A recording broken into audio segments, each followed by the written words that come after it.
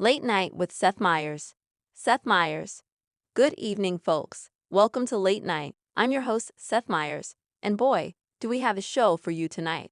But first, let's talk about the biggest news story of the day. No, it's not the upcoming Oscars. It's the speech that shook the nation, and by shook, I mean made people wish they had never seen the inside of a congressional chamber. Yes, I'm talking about Trump's insanely long speech at Congress yesterday. If you missed it, don't worry, it's not your fault. You probably started watching and passed out halfway through, only to wake up with a crick in your neck, wondering why the Senate floor is covered in Cheetos dust. Let's dive right into this disaster, shall we? Trump's speech to Congress was so long, Adrien Brody came out and played him off like it was the Oscars. You know, like when the speech is too long, even for people who are paid to sit still. I mean, it was so long that by the time he finished, the sun had gone down, and I had to Google, how do you turn a light back on in your living room when it's too late? And it's not like he was trying to make some grand philosophical point. No. Trump was just up there rambling like an old guy at Thanksgiving who had a few too many whiskeys and suddenly remembered all the details about every hotel he's ever stayed in.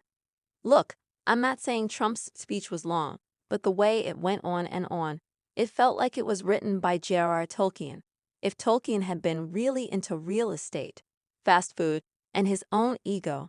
Honestly, the speech was so long, I half expected him to say, "The greatest nation in the world, Middle Earth." The speech started like it was a normal event. Hey, I'm here, I'm a big deal, I got some thoughts. But after about an hour, it started to sound less like a speech and more like a hostage situation. Congress members were looking around like, when's the exit music going to start? Is anyone going to stop this? I'll give it to him though, Trump did have some great one-liners in there. Some of his jokes were so sharp, I'm surprised they didn't draw blood. But mostly, the speech was about the Trump brand. That thing he's been pushing for years. It was less about policy and more about how many times can I say biggest in one sentence. If I had to summarize it, the speech went something like this. America is great. Trump is greater. I'm going to make it even greater. I did something great today. And by the way, have you heard of Trump Tower? It's the best tower. Nobody builds towers like me. My towers are great.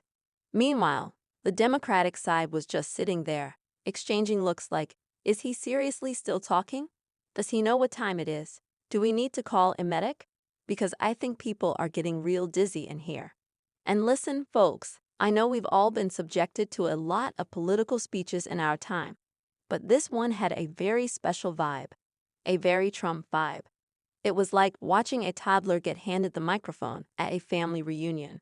Sure, you want to be supportive, but after a while, you're like, okay, little Timmy, wrap it up. We get it.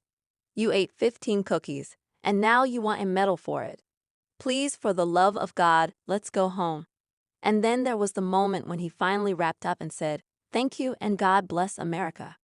But by then, everyone in the room was too exhausted to even clap. They were all just staring at their phones, texting their friends, is it over? Please say it's over. I mean, Trump's speech went on so long that by the time he finished, even he looked like he was regretting his life choices. It's like he was trapped in a never-ending loop of his own voice. And even the Secret Service agents were Googling how to survive a never-ending monologue from a former reality star. Now you might be asking, Seth, wasn't this supposed to be an important speech? Shouldn't we care about what he's saying? And to that, I say, look, this was less a speech and more an audition for Trump's next reality show, America's Next Top Speechwriter, where they throw in random lines like, the best wall, the biggest wall, the tallest wall, and see if anyone can survive. But no matter how long the speech got, no one was more miserable than Trump's teleprompter operator. That poor person was praying for a malfunction. They were probably whispering under their breath, please, please, please, let him accidentally hit the wrong button and send us all to a 404 page. But here's the thing, while Trump was up there, spewing all his trademark exaggerations and tired talking points.